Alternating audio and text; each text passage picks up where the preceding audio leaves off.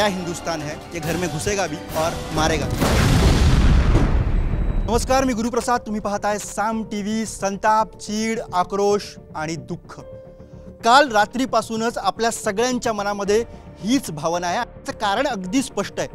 काल काश्मीरच्या पुलवामामध्ये जे झालं त्यानंतर भारतीय म्हणून संताप व्यक्त करणं, चीड व्यक्त करणं हे सगळं स्वाभाविक आहे। कारण दहशतवाद्यांनी काल जो भ्याड हल्ला केला त्यामध्ये आपले 44 जवान शहीद झाले। राजकारण्यांनी यावर प्रतिक्रिया दिलेल्या आहेत, आरोप प्रत्यारोपांच्या फैरी झडत आहेत। हे सगळं होतंय, दुर्दैवाने होऊ नये त्या घटनेचं राजकारणही होतंय। पण हे सगळं होत असताना तुम्हा आम्हाला आपल्या यंगिस्तानला काय वाटतंय, हिंदुस्थानबद्दल यंगिस्तानला काय वाटतंय हे जाणून घेणं तितकंच महत्त्वाचं आहे। आणि म्हणूनच आपल्याबरोबर ही काही तरुण आणि तडफदार मित्रमंडळी आहेत, त्यांच्याकडनं आपण जाणून घेणार आहोत की काल जो हल्ला झाला त्यानंतर नेमक्या भारतीय म्हणून तुमच्या काय भावना आहेत। भारताचे एक नागरिक म्हणून मला असं वाटतं की राजकारण हे फक्त पार्ट्यांकडे लक्ष देत आहे, देशाच्या नागरिकाकडे लक्ष देत आहेत, पण देशाचे जवान हे असुरक्षित आहे, त्यांच्याकडे कोण लक्ष देणार। तर मला असं वाटतं की देश व देशातील जे जातीपातीचे राजकारण चालू आहे त्याच्याकडे लक्ष न देता किंवा पुतळ्यांचे किंवा स्मारक बांधण्यामध्ये पैसे व त्यांचा मौल्यवान वेळ घालवण्यापेक्षा त्यांनी जवानांकडे अतिलक्ष द्यावे व त्यांची सुरक्षितता व्हावी, सुरक्षा व्हावी असे काहीतरी धोरण निर्माण करायला हवेत। काल जो हल्ला झाला 44 जवान त्यामध्ये शहीद झाले। दुर्दैवाने आज आपल्याला अशा घोषणा द्याव्या लागत आहेत। काय वाटतं तुला? ह्या हल्ला म्हणजे हा हल्ला सगळ्यात मोठा हल्ला आहे। या अगोदर उरीमध्ये पण हल्ला झाले, त्यावेळेस पण 18 जवान आपले शहीद झाले होते। त्यानंतर भारताने स्ट्राईक करून त्याचा बदला घेतला, पण ह्यावेळेस जो हल्ला झाला आहे तो अक्षरशः म्हणजे विचार पण नाही करू शकत। एवढे जवान आपले मारले जाऊ शकतात। आपल्या भारताच्या सुरक्षिततेसाठी जे लढतात बॉर्डरवर ते सुरक्षित नाही आहेत, तर मग आपला देशातला प्रत्येक नागरिक असुरक्षित आहे। म्हणजे आपण विचार करतो। बरोबर आहे, असुरक्षिततेची भावना संपूर्ण भारतवासियांमध्ये निर्माण झालेली आहे या एका हल्ल्यामुळे। तुला काय वाटतं? सर्व विरोधी पक्षांना एकत्रित घेऊन जे आताचे सध्याचे प्रधानमंत्री नरेंद्र मोदी व भारताचे गृहमंत्री राजनाथ सिंग यांनी सर्वांना एकत्रित बोलून तातडीची बैठक घेऊन एक चांगला ठोस निर्णय घेऊन पाकिस्तानमध्ये जाऊन धडा शिकवला पाहिजे, अशी म्हणजे एक प्रक्रिया आहे। धडा शिकवणार अशी भूमिका भारत सरकारने घेतलेली आहेच, पण धडा शिकवावा म्हणजे नेमकं काय करावं असं तुम्हाला वाटतं? यासाठी तर सरकारने अगोदर देशात सुरक्षेसाठी काहीतरी केलं पाहिजे।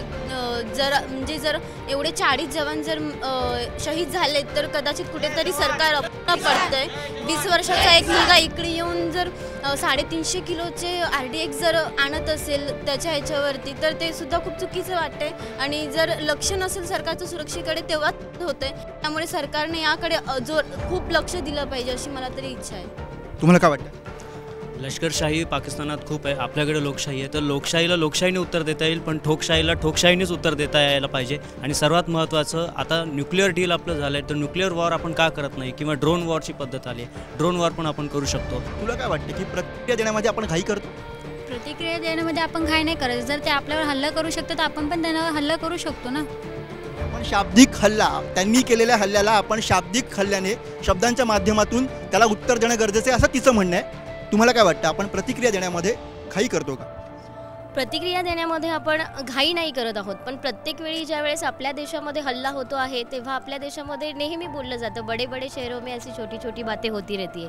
आणि तर तेच कॅन्डल, तोच मोर्चा आणि ते शहीदांना श्रद्धांजली। पण खरं त्यांना श्रद्धांजली ती हवी आहे का? शहीदांना श्रद्धांजली ती नसते हवी। शहीदांना तेच पाहिजे असतं जे आपल्या देशाला संरक्षण मिळवण्यासाठी ते तिथे लढाई करायला जातात। तर शहीदांना तेच पाहिजे असतं की सरकारने त्यांना सांगावं की त्यांना ते मोटिव्ह करावं की तुम्ही जाऊन तिथे हल्ला करा। पण सरकारचा जोपर्यंत आदेश येत नाही तोपर्यंत जवानही काही करू शकत नाही। कुठे का सरकार कमी पडते त्यांना असे आदेश देण्याकरता? यांच्या फक्त बैठकी होतात आणि त्यातही काल अनेक चर्चा झाल्या चॅनलमध्ये की आम्ही आमच्या टायमाला सर्जिकल स्ट्राईक केलं होतं असे राष्ट्रवादी बोलत होतं, BJP बोलतात। बरोबर, प्रतिक्रिया देण्यामध्ये फक्त सर्वसामान्य घाई करतात, तुम्ही आम्ही घाई करतो अशातला मुद्दा नाही, अशातला भाग नाही आहे। तर प्रतिक्रिया देण्यामध्ये राजकारणी मंडळी सुद्धा जास्त असतात, किंबहुना त्यांची जी संख्या आहे ती तुमच्या आमच्यापेक्षा जास्त आहे, कारण त्यांच्या प्रतिक्रियांना अर्थातच वजन असतं आणि त्याच्यामुळे माध्यमं ती दाखवतात। तर ही राजकीय जी मंडळी आहेत, जसं की तुम्ही म्हणालात की बडे बडे देशों में छोटी छोटी बातें होती रहते हैं, तर ही जी मंडळी आहेत अशा प्रतिक्रिया देणारी, तुम्हाला वाटतंय की ती पण घाई करतात?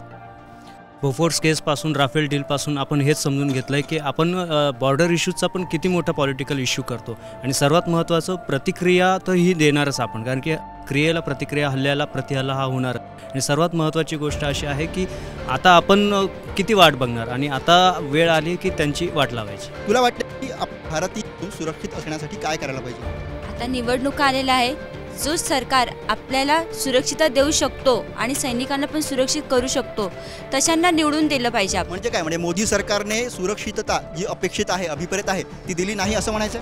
म्हणजे तसं म्हणू शकतो, कारण की एवढे हल्ले होत आले आहेत. कोणतंही सरकार असू दे, हल्ले तर होतातच. बरं, हाच प्रश्न घेऊन पुढे जाऊयात, सगळ्यांना विचारूयात की तुम्हाला वाटतंय का की आपण असुरक्षित आहोत? ती सुरक्षितता जी अभिप्रेत होती ती मिळाली नाही? ऑब्व्हियसली आपण असुरक्षित आहोत, कारण की जर बॉर्डरवरचे सैनिक मारत असतील तर आपण कुठे आपण नाहीच सुरक्षित. आपण सुरक्षित नाही.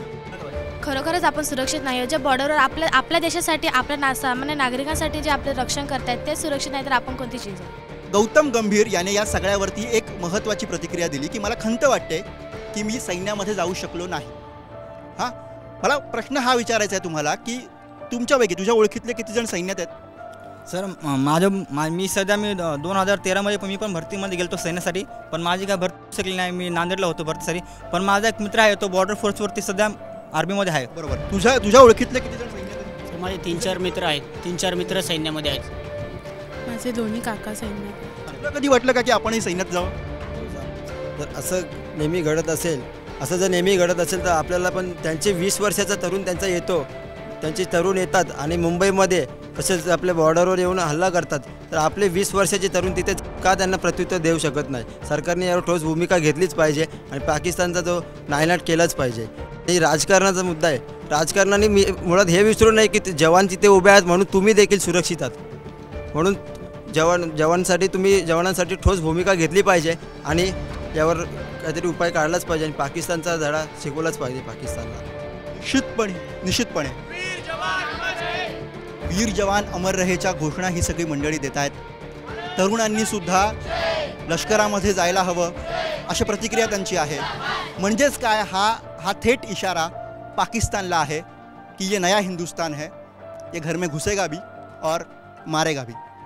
धडा शिकवा अशी सामान्यांची भावना आणि त्याच्यानंतर आज पाकिस्तानला धडा शिकवणारच अशी घेतलेली मोदी सरकारने भूमिका, या सगळ्याच गोष्टी महत्त्वाच्या आहेत. आणि सगळ्यात महत्त्वाचं आहे, या सगळ्यांनी आम्ही या घटनेवरती व्यक्त होणं, पण ते व्यक्त होत असताना विवेक, धैर्य यांची जाणीव आपल्या मनामध्ये असते. तुर्तास या कार्यक्रमामध्ये इथेच थांबतोय. पहा फक्त साम TV.